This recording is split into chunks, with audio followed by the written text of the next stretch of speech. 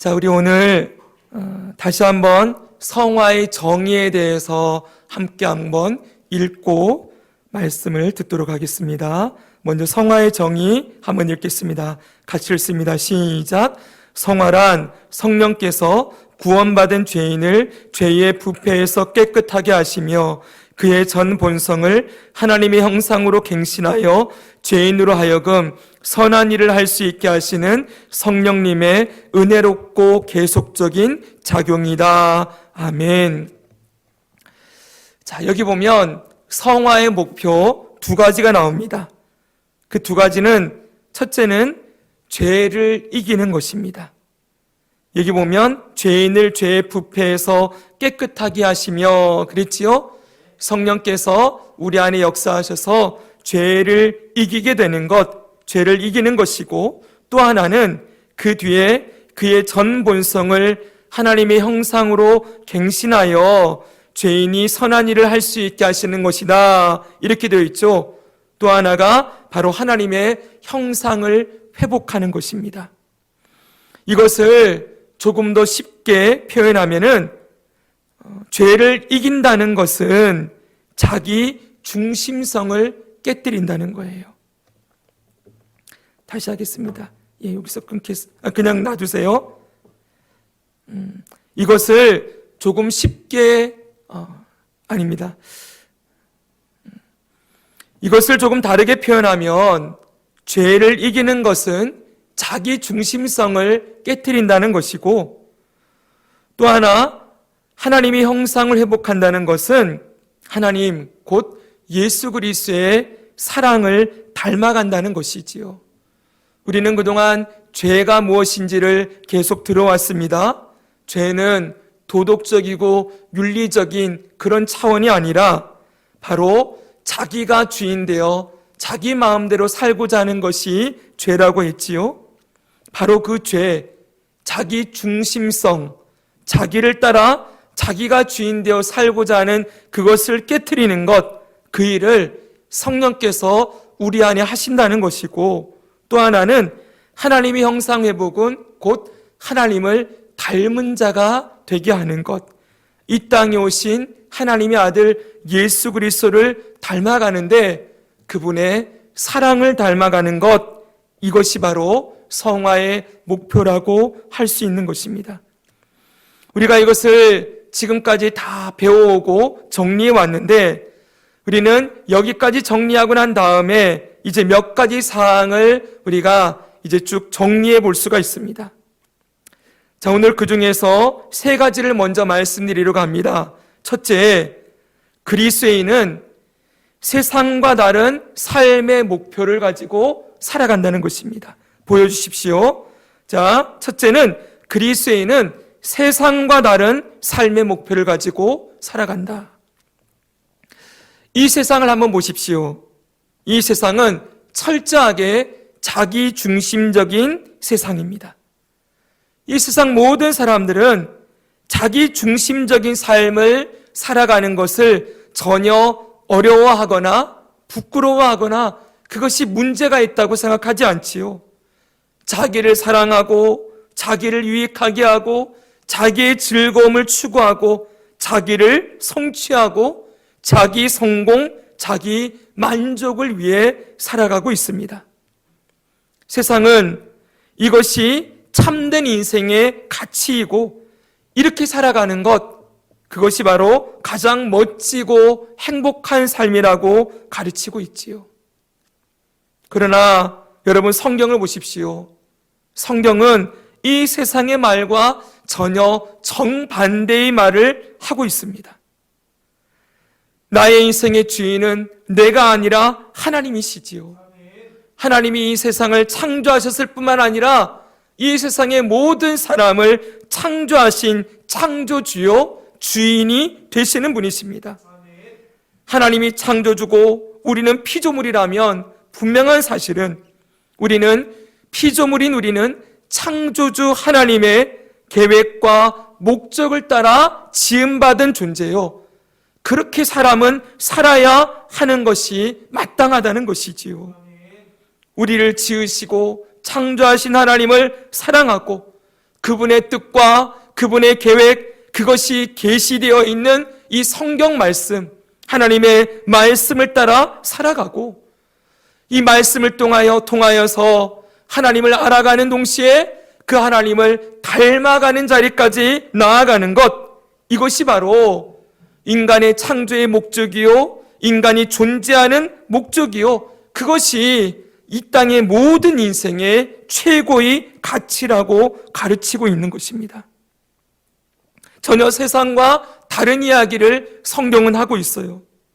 또한 여러분, 성경이 보여주는 하나님과 그 아들 예수 그리스도를 보십시오. 하나님은 죄인된 우리를 사랑하시기 위하여서 자기 자신을 깨트리셨습니다. 하나밖에 없는 독생자 예수 그리스도, 우리는 하나님은 삼위일체의 하나님이라고 알고 있지요. 성부 하나님, 성자 예수님, 성령 하나님, 삼위 하나님이 한 분으로 존재하십니다. 절대로 분리될 수 없고 뗄 수 없는, 그렇게 완벽하게 한 분으로 존재하시는 하나님이, 성부 하나님이 제2위 하나님인 성자 예수님을 이 땅에 보내셨어요. 그리고 그 아들을 어떻게 하십니까? 그 아들을 십자가에 못 박아 죽이는 일을 하시지요. 우리는 흔히 생각하기를 예수님을 누가 십자가에 못 박아 죽였느냐? 그럴 때 로마 군병들이 십자가에 못 박아 죽였다. 그 당시 유대인들과 대제사장 그룹이 십자가에 못 박아 죽였다고 생각을 하지만 사실 예수님을 십자가에 못 박아 죽인 장본인은 바로 성부 하나님이십니다. 이 방법이 아니고서는, 그 아들 예수를 십자가에 못 박아 죽이는 방법이 아니고서는 결코 인간의 죄를 용서할 수 있는 길이 없기에, 그렇게 인간의 죄를 심판하시는 동시에 이 인간을 사랑하셔서 구원하시는 길을 열어주는 길은 하나님의 본체이신 예수를 보내시고 그를 모든 사람들의 죄를 대속하는 대속의 어린 양으로 내어주시고 그분이 죽으시고 부활하심으로 말미암아 우리에게 생명의 길, 영생의 길이 열릴 수가 있기에 하나님은 바로 그 방법을 택하신 것이지요. 생각해 보십시오. 여러분, 아들을 내어주셨다면 철저하게 자신을 깨트린 것과 같지 않습니까? 여러분, 한번 상상해 보십시오. 정말 죄송한 말씀이지만 여러분이 정말 사랑하고 아끼는 여러분의 자녀를 저기 감옥에 있는 어떤 살인자가 있다고 해봅시다. 그 살인자를 위하여서 여러분의 아들을 대신 사형을 받게 해라 라고 한다면 여러분의 자녀를 내어줄 수 있겠습니까? 여러분의 분신과 같은 자녀들을 저기 살인자, 극악무도한 죄를 지어서 마땅히 죽어야 마땅한 그를 위하여서 여러분의 자녀를 내어줘야 한다면 이 땅에 어떤 부모가 선뜻 자기 아들을 내어줄 수 있겠습니까? 그런데 하나님이 하신 일이 바로 그거라는 거예요. 하나님은 하나밖에 없는 자신의 독생자를, 하나님을 반역하고 하나님을 거부하고 왕 대신 하나님을 벗어나 자기 마음대로 자기가 주인대로 멋대로 살아가면서 하나님을 미워하고 하나님을 거부하고 하나님을 인정하지 않고 완전히 멸망의 자식으로 살아가고 있는 이 땅의 죄인들을 위하여서 자기 아들을 내어주셨습니다. 우리가 아직 죄인 되었을 때 그리스도께서 우리를 위하여 죽으심으로 하나님께서 우리에 대한 자기의 사랑을 확증하셨느니라. 정말 하나님은 자기를 깨트려서 우리를 사랑하는 그 사랑의 본을 미리 보여주셨지요. 그래서 사도 요한은 우리가 먼저 하나님을 사랑한 것이 아니라 하나님이 먼저 우리를 사랑하셨다라고 말씀하고 있습니다. 하나님의 사랑은 어떤 사랑입니까? 철저하게 자기를 깨트리는 사랑이에요. 사랑은 오래 참고, 사랑은 무례하지 아니하며, 사랑은 자기를 위하여 살지 아니하고 모든 것을 견디고 참고 내어주는 것이라고 말씀하신 그대로 하나님이 우리를 위하여 자신의 모든 것을 내어 주셨습니다. 그 아들 예수님은 어떠합니까? 그 아들 예수님은 그 아버지의 뜻에 순종하셨지요. 자기의 뜻이 아닌 아버지의 뜻을 이루기 위하여서 이 땅에 오셨습니다. 그리고 그 아들 예수님은 그 뜻을 따라서 아버지의 뜻, 죄인을 심판하시고 동시에 구원하고자 하시는 그 아버지의 뜻을 이루기 위하여서 자신의 자신의 피를 다 내어주셨어요. 십자가에서 그 살이 다 내어 찢기고 그 피와 물이 다 쏟아지기까지 자신을 완전히 깨트려서 목숨을 내어주는 그 사랑으로 우리를 사랑하시고 그 아버지의 뜻인 죄인을 구원하고 사랑하고자 하시는 아버지의 뜻을 온전히 이루어 내셨습니다. 보십시오, 여러분. 이 세상이 말하는 것과 이 성경과 하나님과 그 아들 예수님이 보여주신 것이 얼마나 다릅니까? 세상은 너를 사랑해라, 네가 세상의 중심이다, 너 마음대로 살면 돼, 네가 하고 싶은 대로 살아가는 게 최고의 가치야 라고 얘기하면서 자기 사랑, 자기 성취, 자기 성공을 최고의 가치로 이야기하지만 성경은 어디에도 그렇게 말하고 있지 않아요. 우리를 성공하고 내가 성취되어지고 내가 높아지고 내 이름이 사람들에게 나누어 날려지고 자기가 높아지는 그것이 아니라 철저하게 성경은 자기는 깨어지고 자기는 낮아지고 우리는 이미 죄인 되어서 죽어야 마땅한 존재임을 철저하게 깨닫고 내가 내 주인의 자리에서 내려오고 왕 되신 하나님을 나의 하나님으로 고백하며 그 아들 예수님을 나의 구주라고 고백하며 우리의 마음의 중심의 주인의 자리에 모시는 것. 그래서 더 이상 자기를 위하여 살지 아니하고 나를 위하여 죽으시고 부활하신 예수님을 위해 사는 것이 참된 인생의 목표요 가치라고 말씀하고 있다는 것입니다. 사랑하는 여러분, 우리는 이전에 세상에 속한 자들이었습니다. 그래서 세상이 말하는 대로 살았습니다. 내가 세상의 중심인 줄 알고 철저하게 나 중심적인 삶을 살아왔었지요. 그러나 이제는 아닙니다. 저와 여러분은 그것이 얼마나 하나님 앞에 죄인지를 깨닫고 우리는 그 죄를 회개하고 내가 주인이 아니라 예수님이 나의 주인이요 구원자이심을 고백하며 예수님을 구주로 영접했습니다. 그런 우리를 하나님은 용서해 주시고 믿음을 선물로 주시고 우리를 의롭다 칭해 주시며 거기서 더 나아가 하나님의 자녀라고 우리를 받아주시고 하나님이 양자로 우리를 입양하셔서 우리 모두가 하나님의 자녀라는 신분의 변화를 누리며 살게 하셨습니다. 이제 우리는 이 세상에 속한 자가 아닌 하나님께 속한 자, 하늘에 속한 자가 되었다는 것이죠. 바로 이것을 우리가 몇 주째 이 말씀을 계속 보고 있는데 빌립보서 1장 27절은 분명하게 우리에게 가르쳐주고 있어요. 우리 27절 상반절을 같이 한번 읽겠습니다. 보여주세요. 오직 시작. 오직 너희는 그리스도의 복음에 합당하게 생활하라. 아멘. 자, 여러분, 여기 복음에 합당하게 생활하라. 이 단어의 이 구절의 뜻은 그리스도의 복음으로 그리스도의 십자가와 부활로 구원을 받았으니 구원을 받아서 어떻게 됐다는 거예요? 하나님의 나라 시민이 되었다. 그러므로 그 하나님 나라 시민의 합당한 삶을 살아가야 될 책임과 의무가 있다고 우리에게 가르치고 있습니다. 소속이 변했습니다. 세상에 속한 자가 아니라 하나님 나라의 시민이 되었습니다. 소속이 바뀐 이제 그 이후에는 무엇이 필요합니까? 그 소속이 바뀐 데 따른 책임과 의무가 주어진다는 것이지요. 우리는 세상과 다른 인생의 목표가 생긴 사람들입니다. 자기 성취가 아닌 하나님의 뜻을 이루는 자로, 자기의 성공이 아닌 하나님의 영광과 하나님의 이름을 높이는 자로, 그리고 자기를 사랑하는 자가 아니라 하나님을 사랑하고 이웃을 사랑하는 자로 바로 우리를 부르신 하나님과 그 아들 예수님을 닮은 자로 살아가는 것이 우리의 목표가 되었음을 꼭 기억하시기 바랍니다.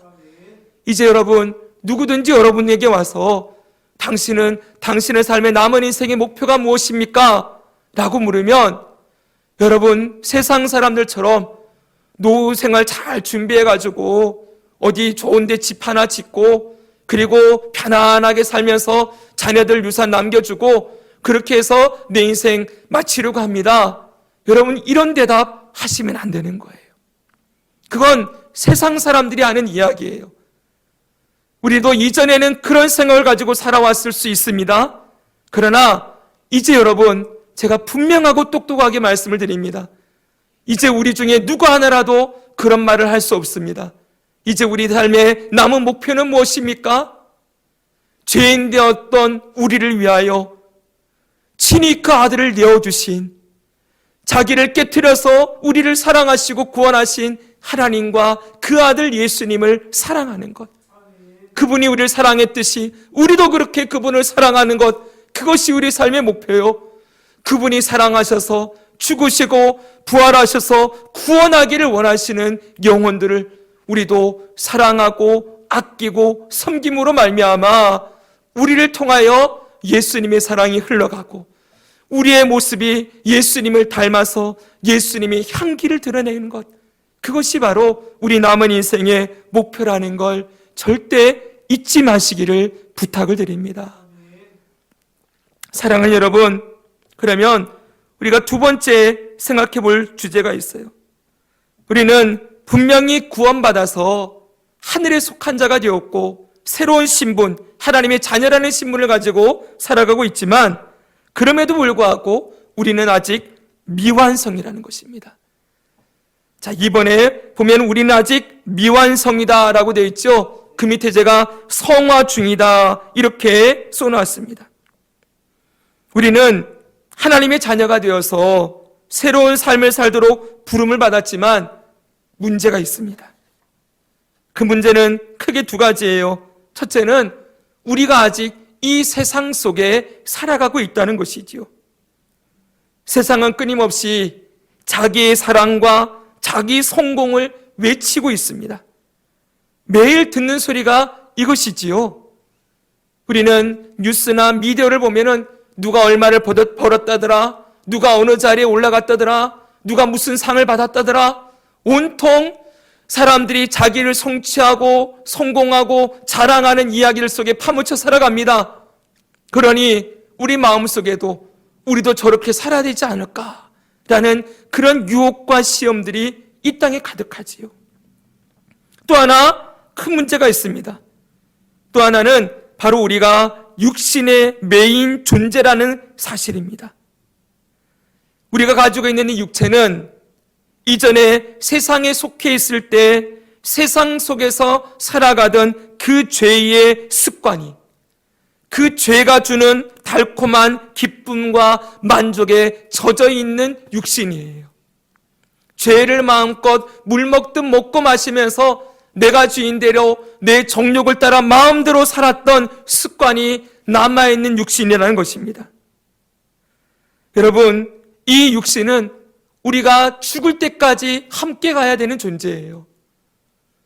우리는 이 땅에서 죽음이 다가오는 그날 이 육신은 죽어서 어떻게 됩니까? 무덤 속에 장사되겠지요? 그래서 육신에서 벗어나고 우리의 영혼은 하나님의 보좌가 있는 천국으로 올라가게 될 것입니다. 바로 그 순간까지는 우린 육신과 함께 살아야 되는 거예요. 여러분, 물론 이렇게 주님 앞에 올라가 있던 우리의 영혼이 예수님이 다시 이 땅에 오시는 날 이 육신이 무덤에서 일어나겠지요? 부활할 것입니다. 근데 부활하게 될 때는 어떤 몸으로 부활합니까? 신령한 몸, 예수님이 입으신 그 몸을 우리도 그대로 입게 될 것이라고 고린도전서 15장은 말씀해 주고 있어요. 그때 우리 육신은 더 이상 죄의 습관이 남아있는 육신이 아닐 것입니다. 이 땅에 오셔서 온전히 말씀에 순종하시고 죄가 하나도 없으셨던 그 예수님이 입으셨던 그 몸과 같이 우리의 몸도 변화될 거예요. 그래서 이 몸과 영화롭게 변화되어진 신령한 몸으로 변화되어진 이 육신과 우리의 영혼이 결합해서 완전히 새로운 모습으로 우리는 영원토록 예수님과 왕노릇하며 지내게 되는 그 영화가 앞으로 열려 있습니다. 그런데 그때까지는 이 육신은 우리가 함께 살아야 될 존재라는 거예요. 죽을 때까지 함께 가는 존재라는 것이지요. 그러므로 우리는 이 세상을 살아가는 동안 두 개의 존재로부터 큰 시험과 미혹을 당하게 되어 있습니다.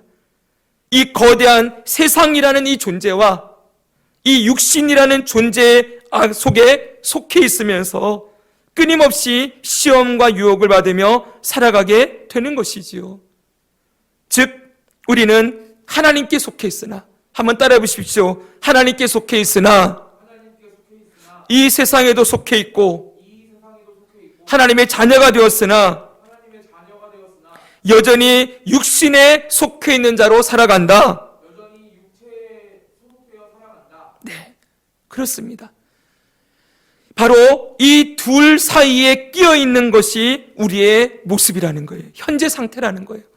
그래서 구원의 서정을 한번 보십시오. 보시면 이미 우리는 구원 받았습니다. 하나님의 자녀가 되었지요. 그리고 앞으로 구원 받을 것입니다. 영화의 구원이 있어요. 죄가 하나도 남아있지 않은 완전하게 변화되어진 깨끗하고 완전한 의로움과 완전한 인간의 그 형상을 회복하는, 하나님이 우리를 창조하신 모습 그대로 회복되어지는 영화의 구원이 남아 있습니다. 그러나 그 중간에 성화와 견인, 여기는 무엇입니까? 아직 구원 받고 있는 중인, 그 구원이 우리에게 이루어지고 있는 중이라는 것을 이 도표는 우리에게 가르쳐주고 있어요. 바로 구원 받았음과 구원 받을 것임의 중간 상태에 우리가 놓여 있다는 것입니다. 우리는 아직도 구원을 받고 있는 중입니다. 이 세상의 시험으로부터, 그리고 이 육신의 죄성으로부터 성령께서 우리를 끊임없이 거룩하게 변화시키는, 그래서 죄를 이기고 하나님의 형상으로 회복시켜 나가는 그 성화의 구원을 계속 받고 있는 상태라는 걸 잊지 마십시오. 우리는 아직 미완성입니다. 우리 중에 누구 하나라도 완전한 자가 없습니다. 성도들 중에, 아니 세상 사람들 중에 오해하는 것이, 많은 사람들이 교회에 나가기만 하면은 이 사람이 성인 군자가 되는 것처럼 오해를 하는데, 아니요, 절대 그렇지 않습니다. 우리는 아직 구원받고 있는 중이라는 것, 미완성이라는 걸 잊지 마십시오. 구원받았고 구원을 받을 것이나 동시에 구원받고 있는 중입니다. 그래서 여러분, 이 세 번째 주제가 나오게 되는 것입니다. 세 번째를 보시면 이 미완성에도 차이가 있다라고 써 있죠. 바로 우리는 모두 미완성인데, 구원을 받았으나 구원받고 있는 중인데, 그 구원을 받고 있는 중에도 차이가 있다는 것입니다. 어떤 차이인가? 고린도전서 3장을 보면 이렇게 말씀하고 있어요. 제가 읽어드립니다. 형제들아, 내가 신령한 자들을 대함과 같이 너희에게 말할 수 없어서 육신에 속한 자, 곧 그리스도 안에서 어린아이들을 대함과 같이 하노라. 내가 너희를 저주로 먹이고 밥으로 아니하였노니 이는 너희가 감당하지 못하였음이거니와 지금도 못하리라. 아멘. 여기 보면 신령한 자가 나오고 어린아이와 같은 자가 나오고 있습니다. 어린아이와 같은 자는 육신에 속한 자라고 표현되어 있지요.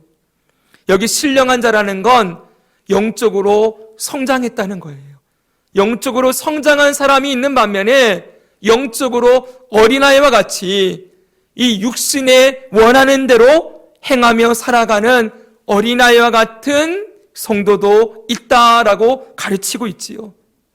이건 세상을 향하여서 하는 얘기가 아닙니다. 여기 분명히 형제들아 그랬지요. 사도 바울은 고린도 교회 성도들을 형제들로 부르고 있어요. 하나님께서 구원하신 모든 성도들은 그리스도 안에서 한 형제, 한 자매가 되었지요. 그리스도 안에서 한 가족입니다. 그러므로 형제들아 라고 부를 때에는 세상에 속한 자가 아닌 하나님께 속한 자를 부르는 호칭인데, 그 형제들 가운데서 신령한 자, 장성한 자도 있고 어린아이와 같은 자도 있다고 말씀하고 있는 것이지요. 그 다음 고린도전서 13장 11절에도 이렇게 말씀하고 있습니다. 같이 한번 읽겠습니다. 시작. 내가 어렸을 때에는 말하는 것이 어린아이와 같고 깨닫는 것이 어린아이와 같고 생각하는 것이 어린아이와 같다가 장성한 사람이 되어서는 어린아이의 일을 버렸노라. 아멘. 이거 사도 바울의 고백이에요. 내가 어렸을 때 어린아이와 같고 깨닫는 것, 말하는 것, 생각하는 것이 어린아이와 같았다. 그도 예수님을 믿은 이후에, 하나님의 자녀가 된 이후에 어린아이의 과정을 거쳤다는 거예요. 그러다가 장성한 사람이 되었다. 그리스도 안에서 성장했다는 것이죠. 그래서 그때에는 어린아이의 일을 버렸다라고 고백하고 있습니다. 그러면서 고린도전서 14장 20절은 이렇게 권면하고 있습니다. 여기도 형제들아 이렇게 시작하지요. 형제들아, 지혜에는 아이가 되지 말고 악에는 어린아이가 되라. 지혜에는 장성한 사람이 되라. 아멘.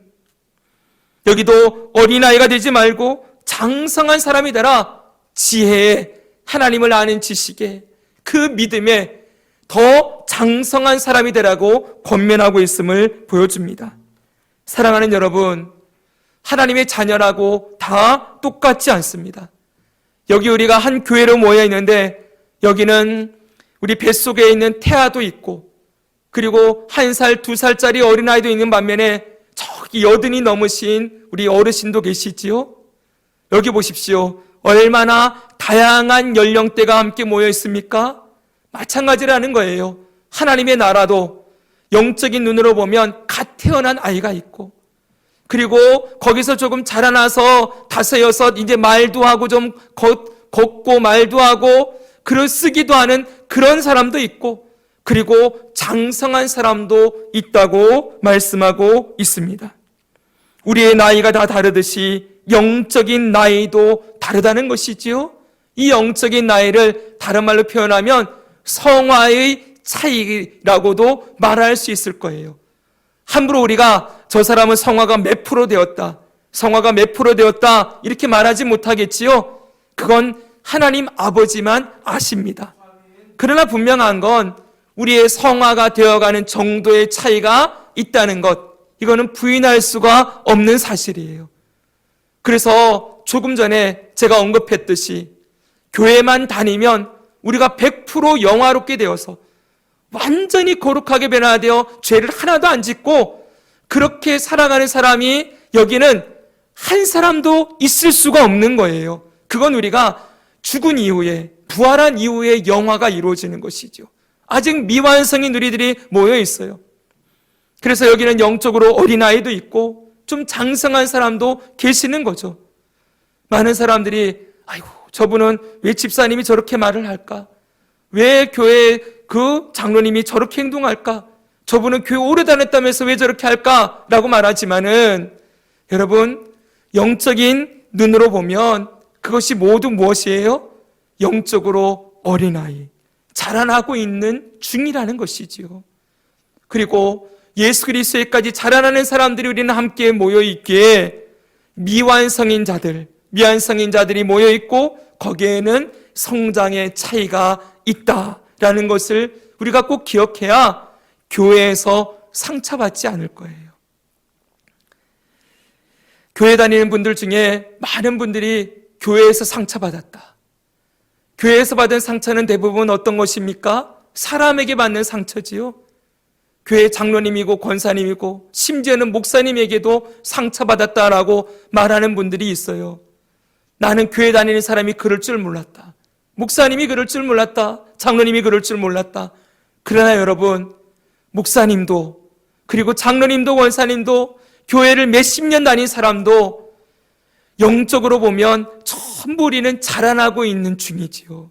우리 안에 누구 완전한 사람이 없기에 사람을 바라보면 반드시 실망할 수밖에 없습니다. 우리의 영적인 모델은 누구입니까? 오직 예수님이시지요. 그분만이 완전하시고 그분만이 100% 영화로우신 분이시고 그분만이 온전하신 분이에요. 온전히 의로우신 분이에요. 그러니 우리는 예수님을 바라보고 이 자리에 모여 있는 것이지 사람을 바라보면서 저 사람에게 어떤 좋은 어떤 영향을 내가 받아서 저분이 말하는 거 나도 닮아가고 저분이 하는 행동 나도 해서 나도 저렇게 자라나야지 사람을 모델로 삼는 순간 언젠가 반드시 실망하게 될 것입니다. 사랑하는 여러분, 우리 중에 누구도 완전한 자가 없고 오직 예수님만이 완전하신 분이라는 걸 꼭 기억하고 있어야 우리가 교회에서 서로를 바라볼 때 실망하지 않을 것입니다. 그래서 여러분 중요한 게 있어요. 영적인 성장은 절대로 신앙의 연수나 그 사람의 직분으로 가늠할 수 없다는 것입니다. 교회를 10년 다니고 20년 다니고 30년 다니고 모태신앙으로부터 저 80대의 어르신이 나는 80년 교회를 다녔다라고 해도 그 신앙의 연수가 그분의 영적 성장을 가늠하는 건 결정짓는 건 절대 아니에요. 직분도 마찬가지입니다. 교회를 오래 다니다 보면 자연스럽게 집사님 직분 받고 안수 집사님 되고 장로님 되고 우리 자매님들은 집사님에서 그리고 권사님이 되고 이런 직분을 따라가게 되어 있어요. 우리는 직분이 높으면, 높다는 말도 좀 이상한 표현이지요.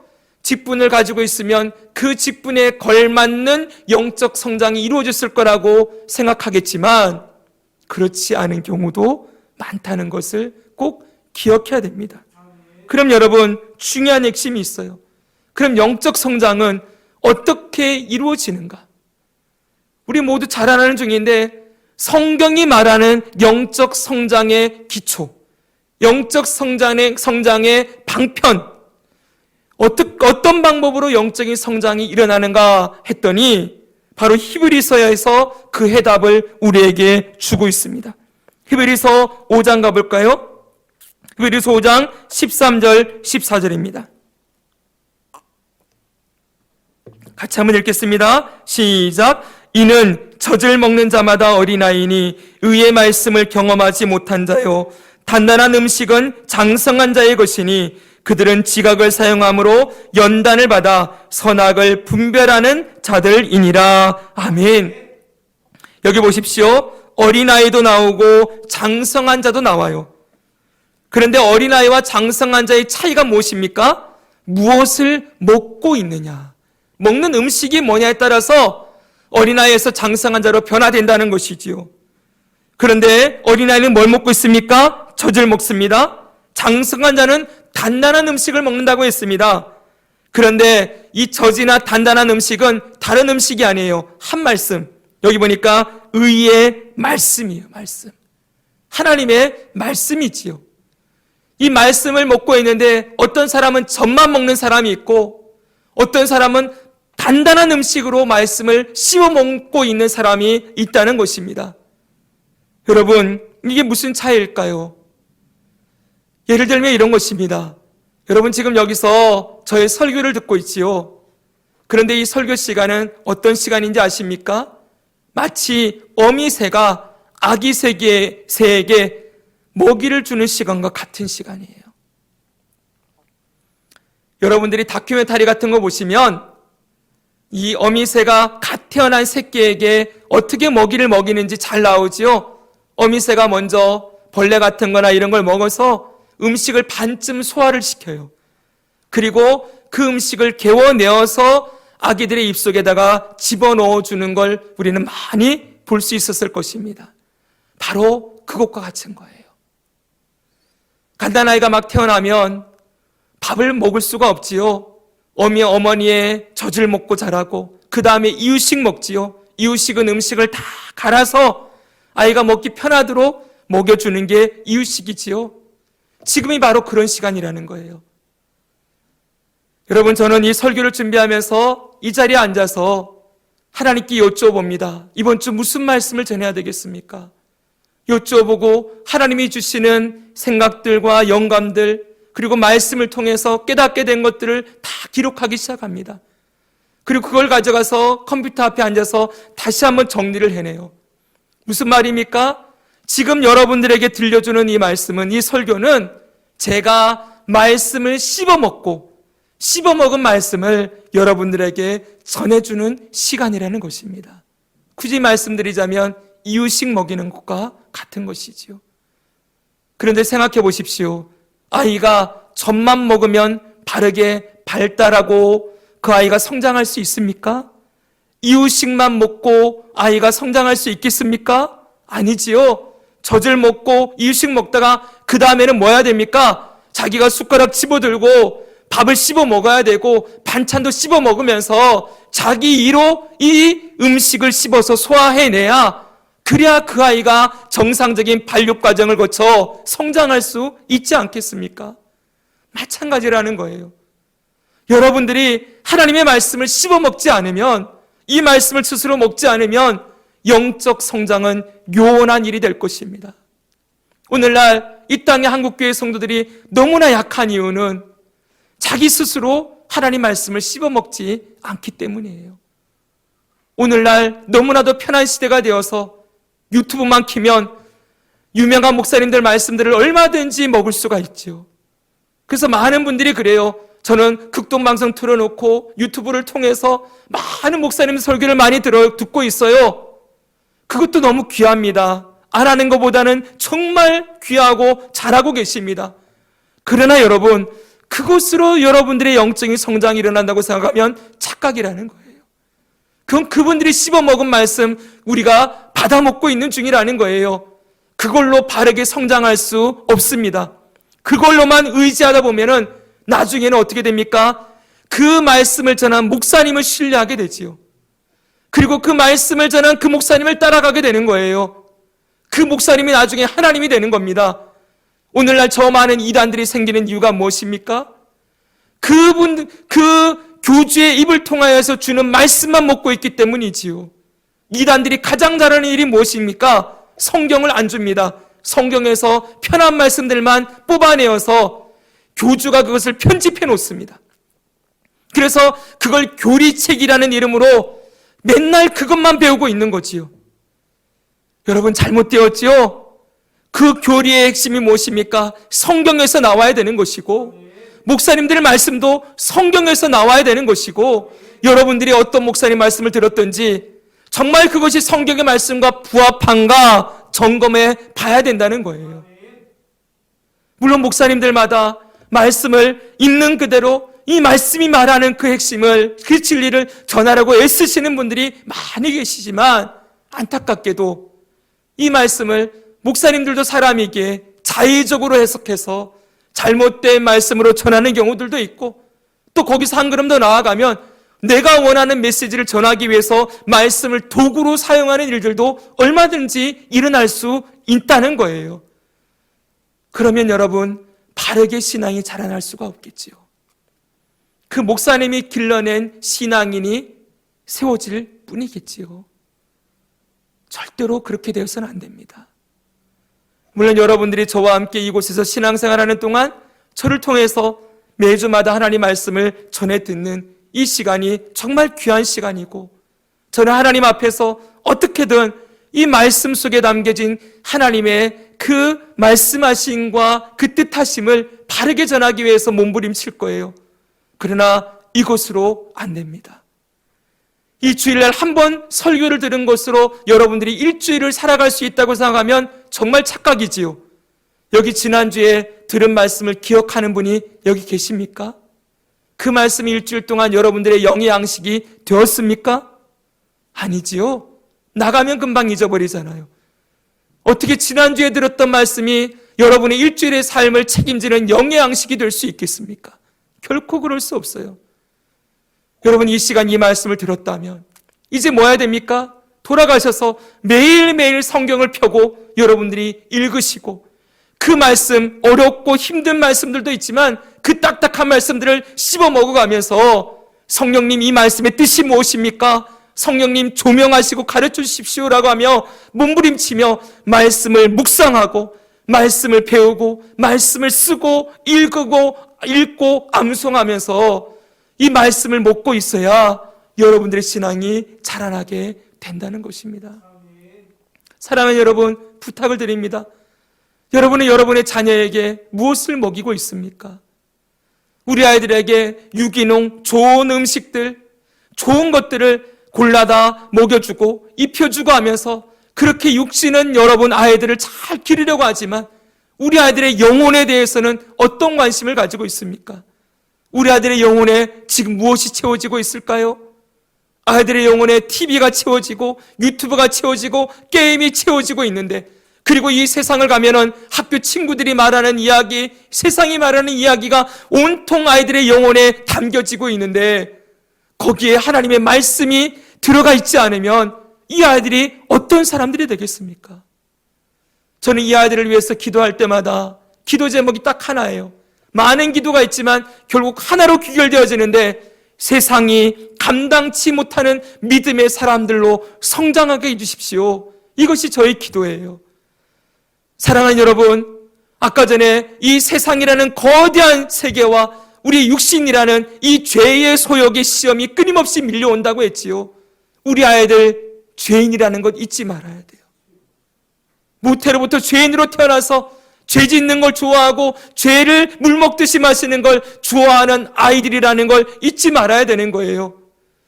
여러분, 이 세상의 유혹과 그 자신의 육신의 죄의 소욕의 유혹 앞에서 이 아이들이 어떻게 이 죄의 유혹을 이겨내면서 예수님을 닮은 자로 성장할 수 있겠습니까? 그 방법은 단 하나지요. 아이들 속에 말씀이 들어가야죠. 하나님 말씀이 그 아이들의 영의 양식이 되어서 그 말씀으로 자라나야 이 아이들이 세상에 어떤 자리에 가서도 흔들리지 않는 사람들로 세워지게 되는 거죠. 여러분, 다니엘과 세 친구를 보십시오. 한번 상상해 보십시오. 그 느부갓네살 왕이 모든 문무백관들을 다 모아놓고 바벨론의 모든 지방의 관리들을 다 모아놓고 종소리가, 저 음악 소리가 울릴 때 신상에게 절하라고 했을 때, 여러분, 그 수백 명의 사람들이 다 절하고 있는데 딱 세 사람이 서 있는 거예요. 상상이 가십니까? 모두 엎드려서 절하고 있는데 모두 예스를 외치고 있을 때 딱 세 사람만 아니요, 우리는 그럴 수 없습니다. 우리는 우상을 숭배하는 자들이 아니라 살아계신 하나님 앞에만 절하며 하나님께만 경배를 올리는 사람들입니다 라고 외치며 서 있는 그 세 친구, 다니엘의 세 명의 친구, 우리의 자녀들을 그렇게 길러내고 싶지 않습니까? 우리 아이들이 그렇게 나중에 살아갈 거라고 여기 자신하는 분이 계십니까? 사랑하는 여러분, 말로만 우리 아이들이 믿음의 사람으로 성장하면 좋겠다, 여러분, 그런 소망만 가지고 있을 것이 아니라 지금 당장 우리 아이들에게 말씀을 먹여야 합니다. 말씀을 먹여야 이 말씀이 성령의 검이 되어 사단의 그 수많은 유혹과 그 거짓말 앞에 진리의 말씀을 들이대면서, 세상은 그렇게 말하지만, 너는 그렇게 말하지만 하나님은 그렇게 말씀하지 않으셨어, 성경 말씀은 이렇게 말씀하고 있어라고 하며 말씀으로 그 사단의 거짓말을 이겨내고 세상의 유혹과 미혹을 이겨내는 자로 자라나는 것, 그 모습 보고 싶지 않으십니까? 오늘 우리의 자녀들에게 말씀을 먹여서 이 아이들이 그리스도 안에서 장성한 자가 되어 단단한 음식을 다 씹어 먹음으로 말미암아, 여기 보십시오, 그들은 지각을 사용함으로 선악을 연단을 받아 선악을 분별하는 자들이 된다. 여러분, 그 눈이 열려져서 선악이 무엇인지, 하나님이 기뻐하시는 것이 무엇이고 하나님이 싫어하고 미워하는 것이 무엇인지를 분명하게 분별해서 우리 아이들이 그 분별력을 가지고 그 하나님의 지혜를 가지고 세상을 이기는 자가 되는 것입니다. 먼저는 우리가 먼저 말씀을 먹읍시다. 그래서 영적으로 어린아이에 머물러 있는 것이 아니라 우리가 장성한 자, 그리스도의 분량에까지 자라는 자가 되기를 소망합니다. 우리 자녀들 또한 어려서부터 말씀을 먹어서 늙어서도 말씀을 떠나지 아니하며 이 세상 진리가 훼손되어지고 어둠이 가득 찬 이 세상 속에서 생명과 빛이 되시는 예수님을 증거하고 하나님의 말씀을 삶의 기준으로 삼아서 세상을 넉넉히 이기는 자로 세워지는 그 귀한 은혜를 저와 여러분, 우리의 자녀들이 함께 누리게 되기를 주 예수님의 이름으로 축복합니다. 아멘.